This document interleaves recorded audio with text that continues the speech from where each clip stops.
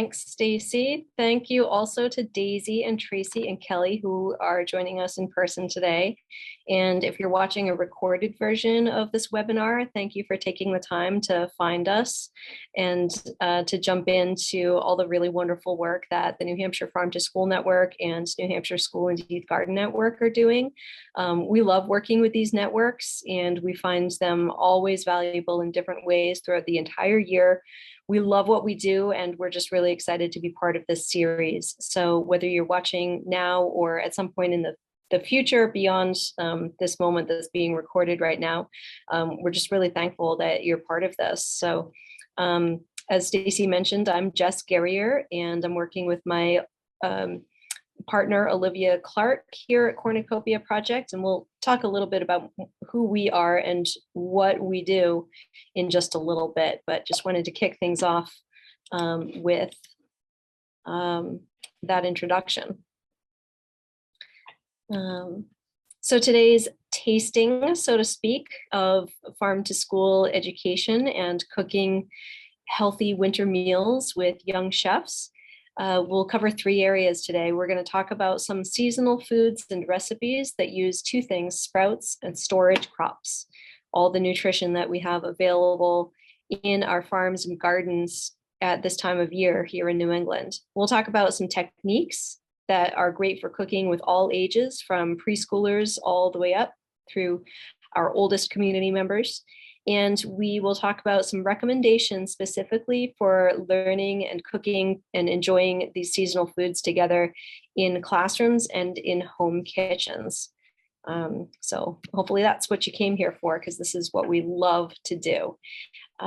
So I'm Jess Guerrier. I use she, her, or they, them pronouns, and I'm a project specialist with Cornucopia Project. I've been educating in school gardens and community gardens and in kitchens and a little bit on the farm as well for the last handful of years. And these are some of the people that I work with. These students are at one of the elementary schools where Cornucopia Project does our school garden programs. And we're preparing a fresh summer salad there. And the students are growing and harvesting and caring for those crops in that photo. And I will let Olivia introduce herself. Hello, everyone. Thank you for joining us today. Like Jess said, we love what we do, and I can't wait to share it with you. My name is Olivia, and I am the education specialist at the Cornucopia Project. I get to create and facilitate farm-to-table learning in the Monadnock region of New Hampshire. And my favorite part of my job is working directly hands-on with students, either in the classroom, in the gardens, in the kitchen, on the farm, wherever we can bring learning alive through gardening and cooking and fresh, nutritious eating. So that is what I do.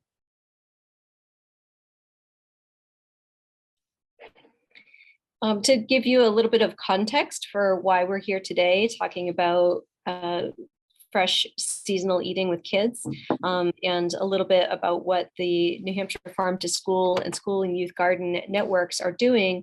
Farm to table is kind of a broad umbrella term that can include school cafeterias using local produce, to students getting an education in nutrition and wellness related to local food and agricultural systems, to getting hands-on with growing their own food, to taking field trips to farms and other places where food is grown and cooked and enjoyed.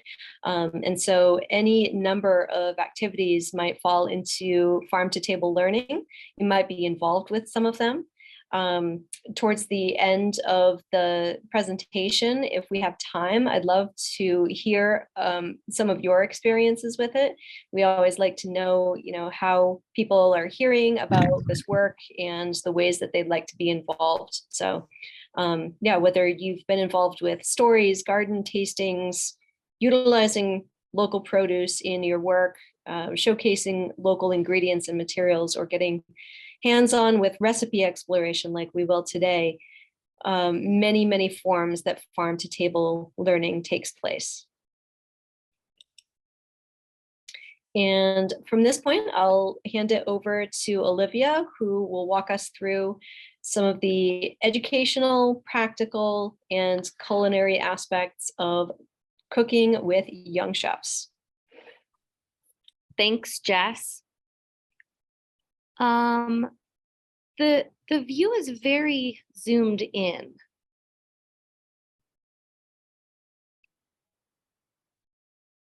Okay.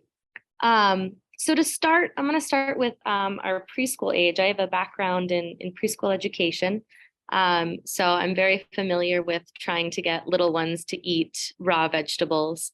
I found that the most effective way is to work with them in the garden and get them to grow and pick the food right from the garden. And from that raw food, just simple ideas like cutting raw vegetables into different shapes. We have these really cool crinkle cutters that the kids love to make little wiggly French fries out of carrots and daikon radishes. Making simple dips out of cream cheese or sour cream with herbs so that the kids can taste different textures and flavors of those raw vegetables. Just very simple tasting activities for the youngest ones. For elementary school, we get a little bit more into introducing pestos and herbs and discovering different flavors, more complex flavors of what the garden can provide. Something we love doing are called leaf tacos. So students will take a leaf, and we will make a pesto, and they'll put that pesto inside the leaf. We'll chop up raw vegetables and they'll fold that up into a little taco. They especially love using dinosaur kale because what elementary school kid doesn't love dinosaurs? So it's just a fun connection for kids to eat fresh and raw food from the garden. In middle school, we get into more recipe following activities where they can follow more complex direction and prepare food in a kitchen setting.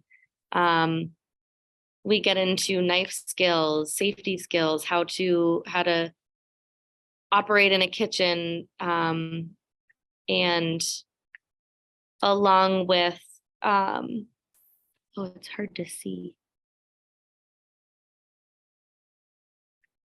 Simple ingredient and flavor exploration. So we oftentimes encourage students to make their own sauces, like balancing sweet and salty to make a sauce to dip sushi in or things like that. So they really enjoy the freedom to make their own flavors. The other one, making salads and, like I said, sauces. They love that freedom to create and explore flavors.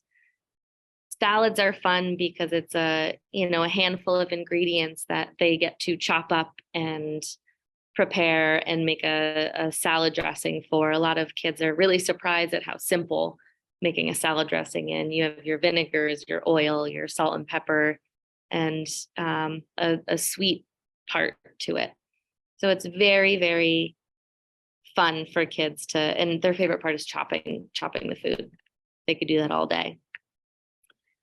When we get to high school, we get into more complex culinary activities, such as creating their own recipes, because they have a deeper understanding of and comfort with recipes. And building their own dishes refers to being creative with the plating of their food. In my experience, they love to make their dishes pretty and put a little sprinkle of sauce around the plate. They like to explore with food science, sautéing, exploring, flambeing, those fun culinary techniques that we see on TV, and challenging them to explore those sorts of activities. Like I said, food presentation, getting creative with because we eat with our eyes. So talking about that with them.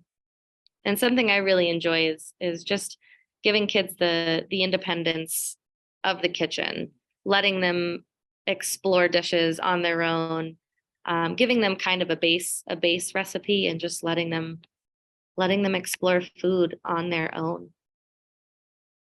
Next slide, please.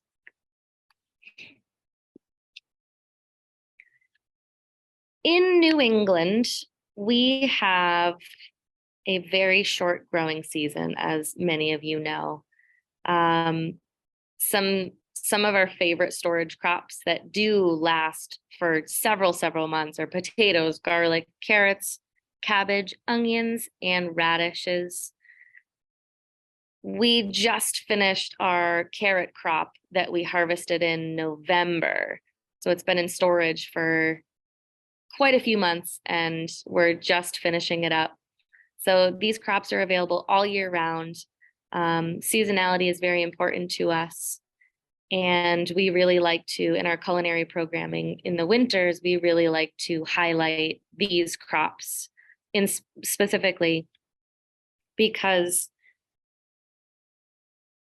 we believe that it's important to really promote the foods that are available locally. And this is what we have. So it is a little limited, but it also encourages us to get really creative with our foods around here.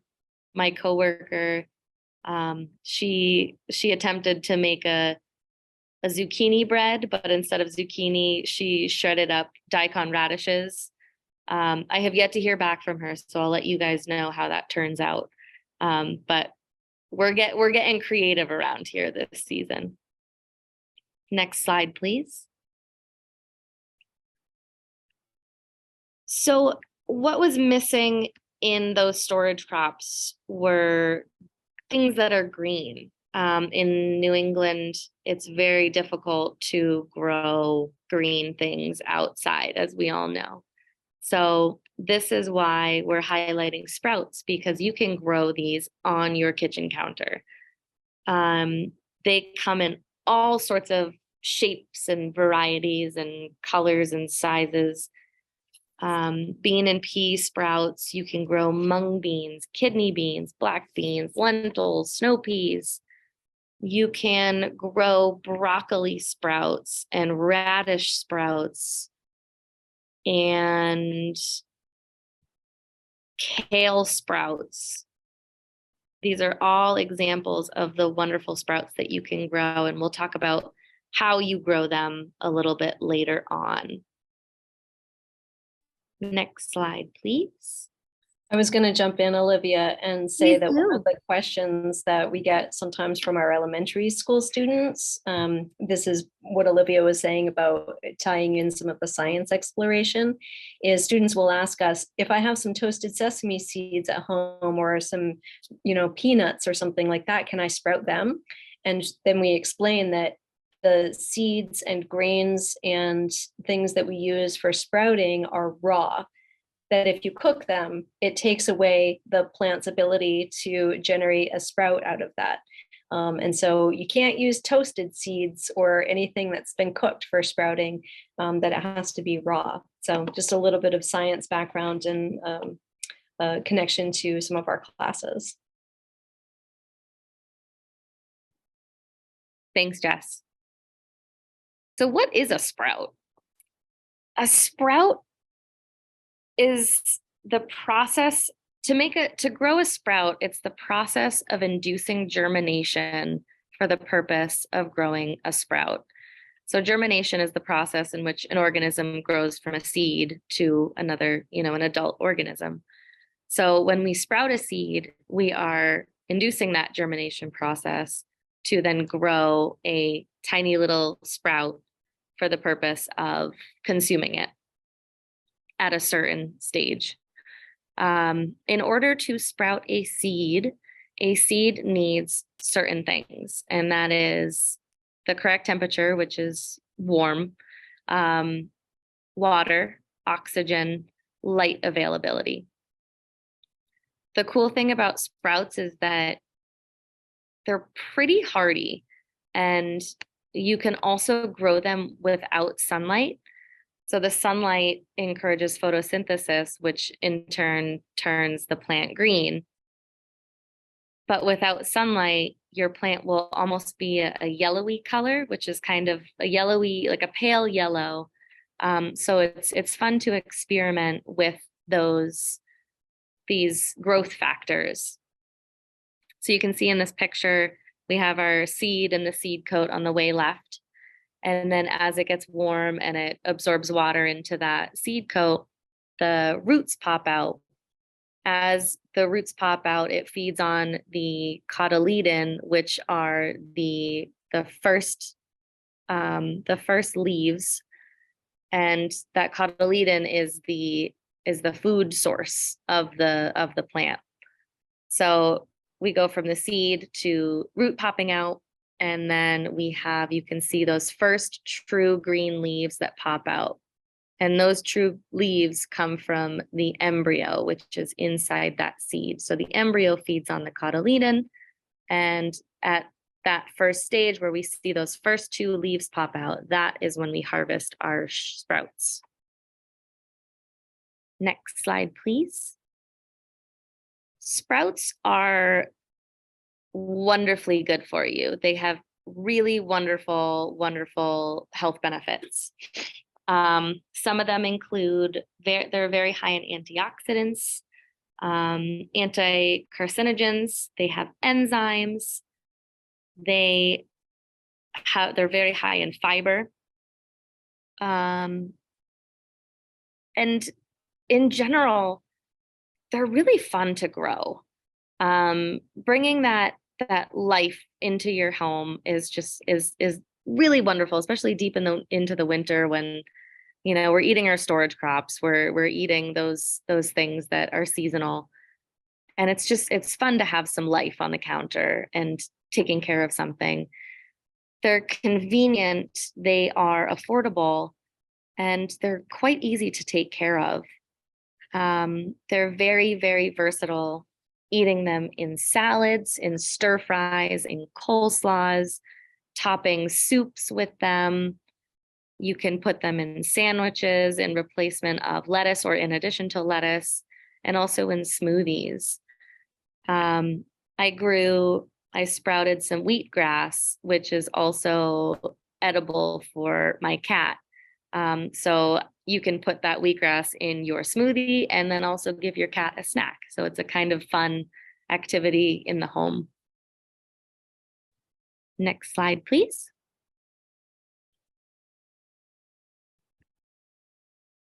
We're going to switch to some root crops, and this is my favorite part about growing food is eating it.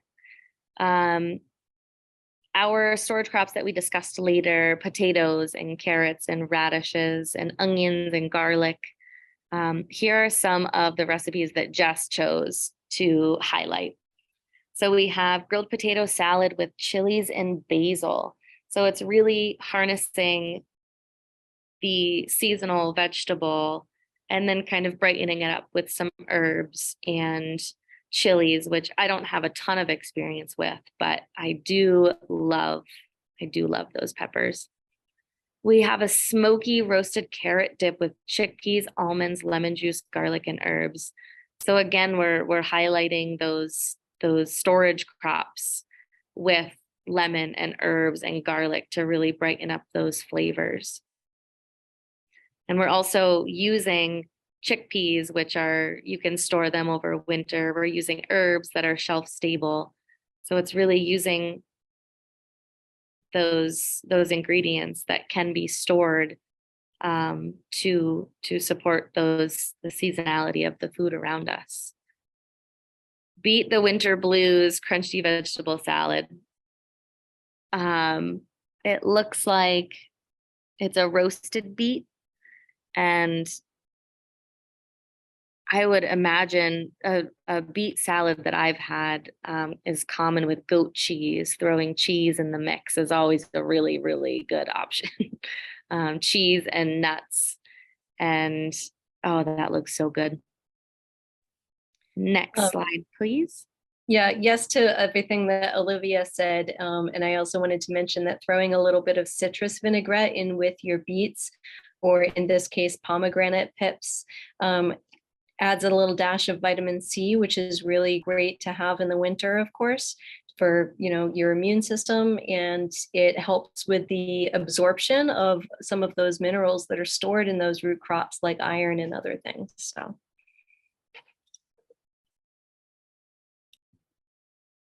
here are some examples of recipes for sprouts.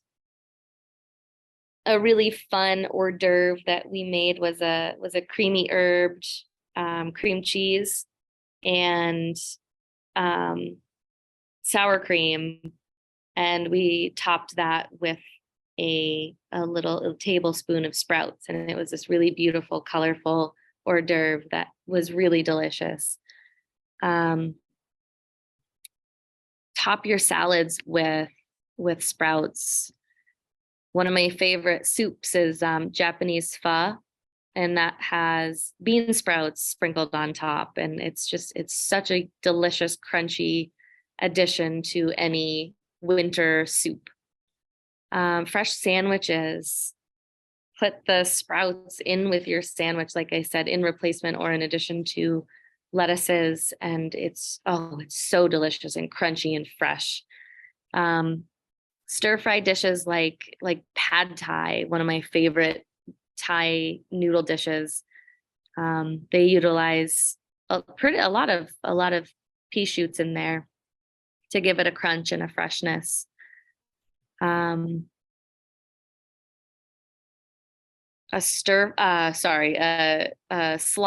coleslaw, accompanying it with cabbage and onions and topping a taco with it. I just found that today. I thought that was a really good idea. Spring rolls, so you can roll up all your fresh and crunchy vegetables in a rice paper roll with basil and create a dipping sauce, and you have a beautiful appetizer with sprouts rolled up inside of it. I think that was it. Next slide, please. So I'm just going to move my screen because I wanted to show you guys some of my favorite tools to do with kids to create some of these wonderful dishes. So I have here, it's kind of hard to see, I have a spiralizer and all of our radishes that were harvested this fall. So if you haven't seen or used a spiralizer, they are so fun and the kids love them. So I'm gonna see if I can demonstrate how to use it. So you can see here, this is the insert, and we're gonna do a thick spiral today. So all you do is pull out this insert and it has a blade. And I have my radish, the beautiful purple radish. You put the radish on this side and you push this handle towards it, and the teeth kind of lock the radish in there. And then what you do, you want to do two things, and I try to teach the kids this. You want to be pushing this way to make sure the radish is making connection with the blade, and you're also turning this handle at the same time. And on this end, we're going to start to see some, I call them doodles because they're daikon radish noodles. So you're pushing and you're turning, and it's making these beautiful daikon radish noodles.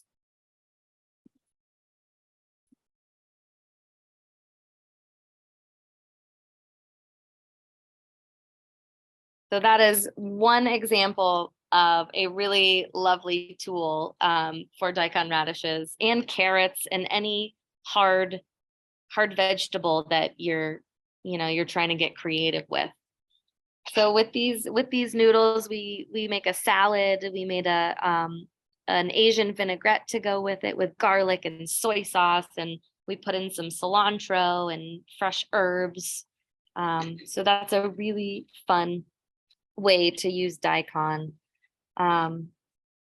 Another tool I wanted to show you are these crinkle cutters. And these have been a surprising and really delightful addition to our cooking repertoire. So all you have to do, it's really great for kids because in the gardens or with younger kids, it's really hard to teach knife safety in our allotted 30 minutes with them. So what we do is we give them this, and all they have to do is push. So you have your radish. All you have to do is push down, and you have this nice little radish chip. And that's really a safe way to avoid injury, and it's fun, and it gives the vegetables a fun shape. My third demonstration or tool recommendation is a hand food processor. So here's the blade inside. And what we do is we like to make pestos in here. So I have some kale. And so you just pop the kale in there. We would put olive oil and garlic and salt, and all the kids would pack the vegetables in there. And then all you do is put the cover on.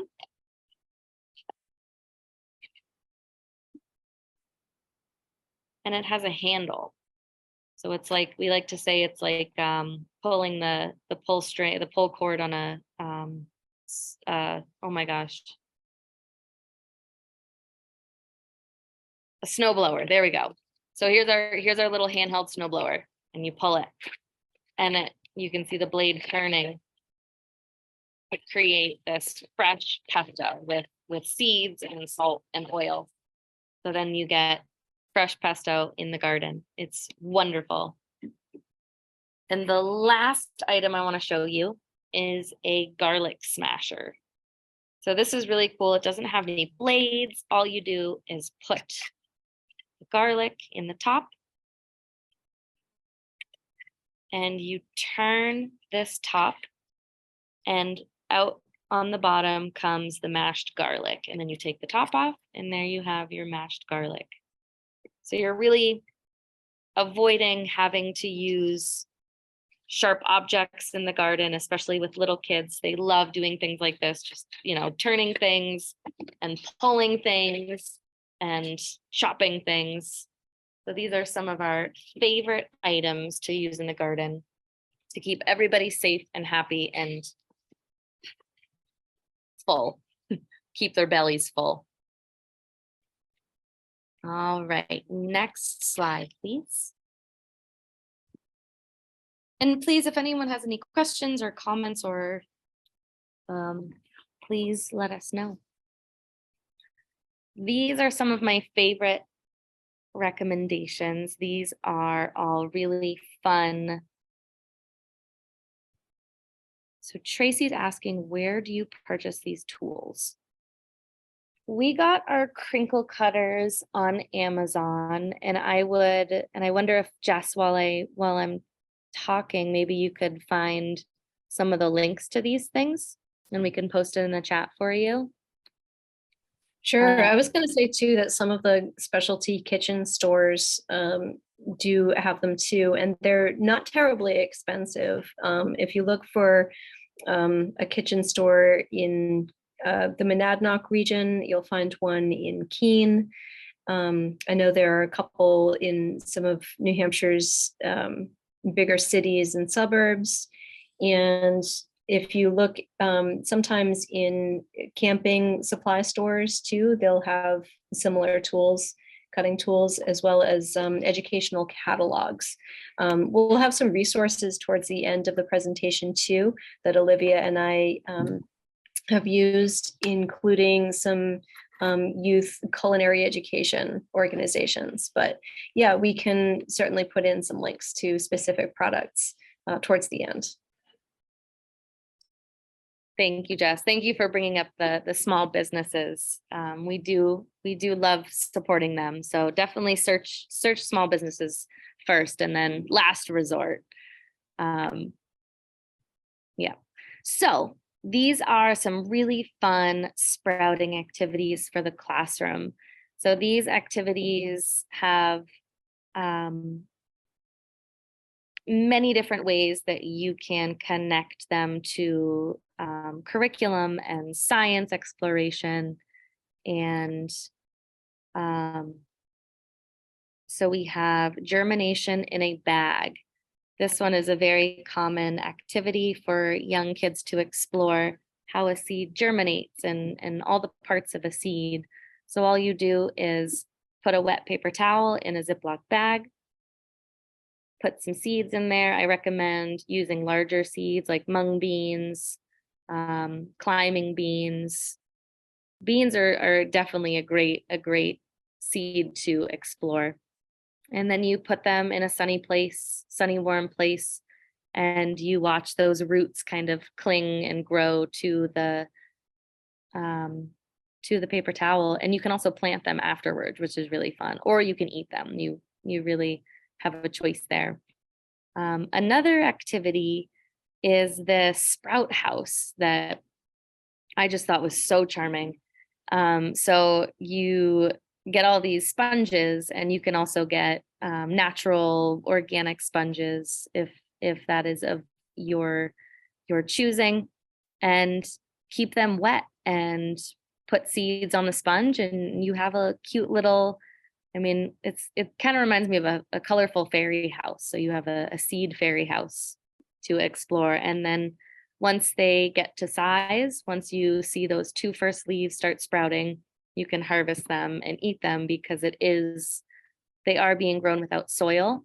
So you don't really have to worry about E. coli, things like that soil-borne concerns. The other activity that is really fun is creating little seed friends or sprout friends. We like to do them with recycled pots like eggshells. There's one here in a little mason jar.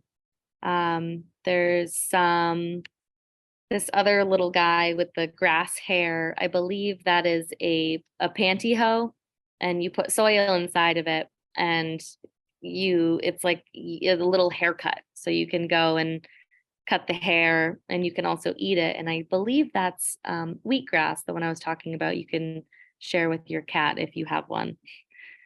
So kids can decorate the faces, and it's a really fun activity, and give it haircuts. Next slide, please. Cooking recommendations. So these are examples for your home. Something I've always wanted to do is explore sprouting herbs like basil and cilantro and dill. It's just very curious to me I wonder how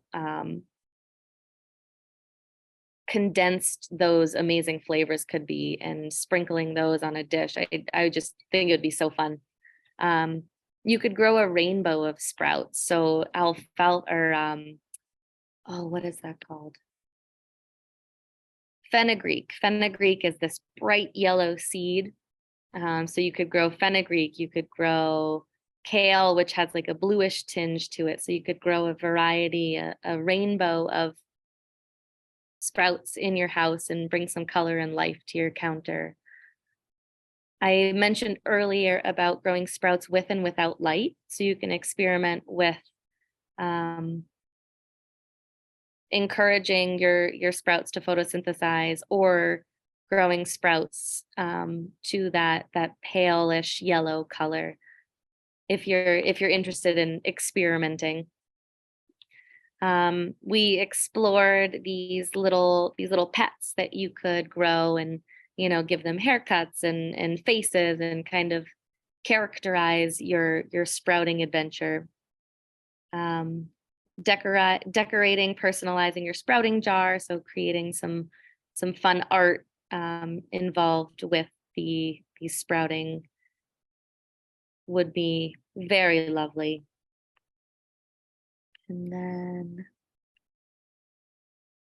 I can't see the last one. The last one says, for cat lovers, wheatgrass can be eaten by both humans and kitties. So as Olivia was describing before, this is our office mate for the time being. That's got some delicious sprouted grass seed.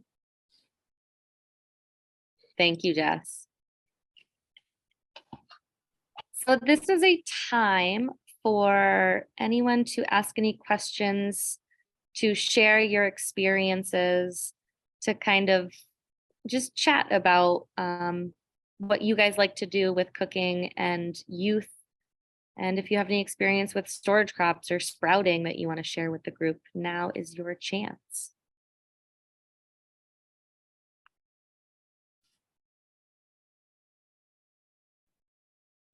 If you want to pop a question or a comment into the chat, we can do that too.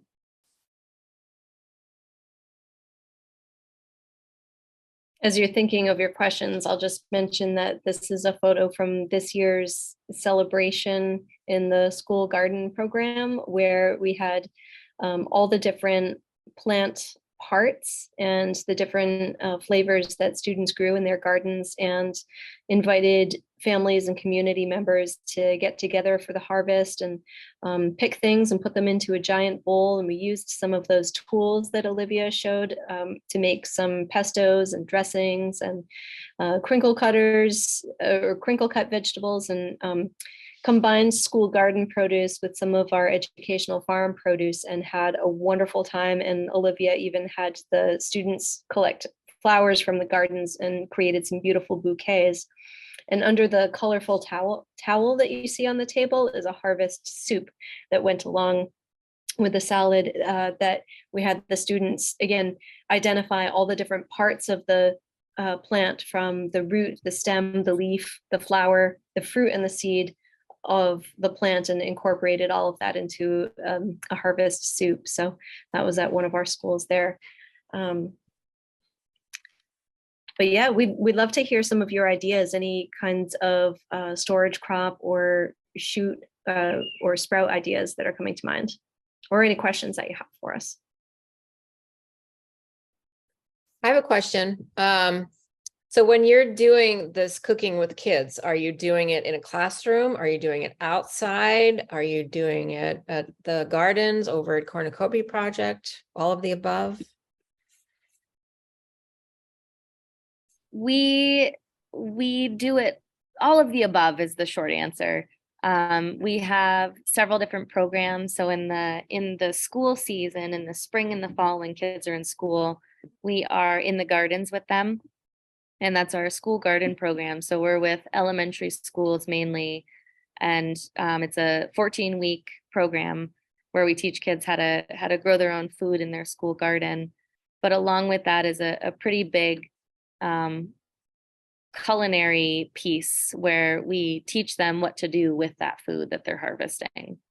So I think from the feedback from the students, one of their favorite things is to have a snack. And the minute we get to the gardens with them, what are we gonna have for a snack? What are we gonna have for a snack? What are we eating today? Which reminds me, if you need a good plant for kids to munch on, try chives. They're it's like catnip for them. They love eating chives. Just beware that they're gonna smell like onions for a little while, but that's a really great plant for them. They even use the chives for straws when we have the harvest celebration soup there. A lot of the students in the garden will take and bite the tip of the chive off, and then they have a straw to drink the soup out of. And then in addition to the classrooms and the school gardens, Olivia and our team have developed some take-home cooking kits that have garlic and other kinds of things from the educational farm. And Olivia, do you want to mention how the cooking kits work? Sure. Thanks, Jess. Great reminder. The cooking kits are for children of all ages, and it is a comprehensive kit of local ingredients. We're sourcing some cheese from a local farm. The kids are this spring, they're making spanakopita, which is a Greek spinach pie. And it's really delicious. It's layered with feta cheese and phyllo dough. It's just, oh, it's so delicious. So it's a kit that gives kids everything they need to create this delicious farm to table meal. So they'll get instructions, they get some educational content, some background information about, where this pie comes from, why are we cooking it? And it's $20, and it's for anyone in the southern New Hampshire region.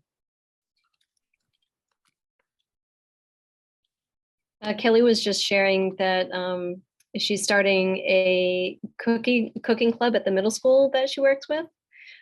That's really exciting. We love hearing about folks that are starting small projects, big projects in schools, out of schools, and just spreading all of that farm to school programming and those activities everywhere. So that's really exciting. Thanks for sharing that.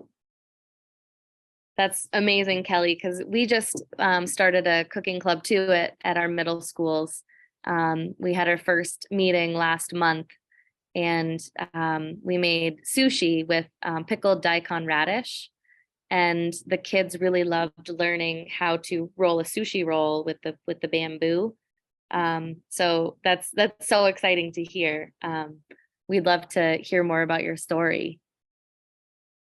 Yeah, we should mention it was a veggie sushi as opposed to a fish sushi. There's so much that you can do all with veggie-based sushis and rolls and dumplings and tacos and all those cool things. Any other questions, or should we get into some of the resources that we've brought you? Okay, if there are any more questions, feel free to drop those into the chat, or you can always email Olivia or me or Stacy at the end too. So Cornucopia Project does offer some resources. These are all available through our website. Most of them are available through our website. Some of them are available through social media or by contacting us directly. But I wanted to point out that there's a good description of some of our kitchen programs that we offer on the website. And just by clicking learn more, you can find cooking kits and how to bring Cornucopia Project to your school. Or if you're not in a place where you can have us in your school or in your home or community, there are big and small ways to incorporate some of these activities wherever you are. We want to make sure that our programs are as accessible as possible. So check that out. And then, as I mentioned toward the beginning of the presentation, we are a member of the New Hampshire Farm to School Network, and we lead the Monadnock Farm to School Network over here in the southwestern portion of New Hampshire. And this is actually a really lively place for people to share ideas, events that are going on, projects that they have started or want to start. Monadnock Farm and Community Coalition is also part of that leadership team, and I would encourage anybody who is working or living or curious about that area to get involved. It's really a very much a group-led network, and so that is an additional resource that we offer. And then outside of our individual area of service, New Hampshire Farm to School Network, as you might know, is part of the larger National Farm to School Network. Olivia mentioned some of the educational resources that we tap into often, the Culinary Institute of Child Nutrition being one of them. There certainly are others. And New Hampshire Harvest of the Month and the Indigenous New Hampshire Harvest Calendar are programs of New Hampshire Farm to School Network that we also enjoy and promote, and we draw on their resources quite a bit as well.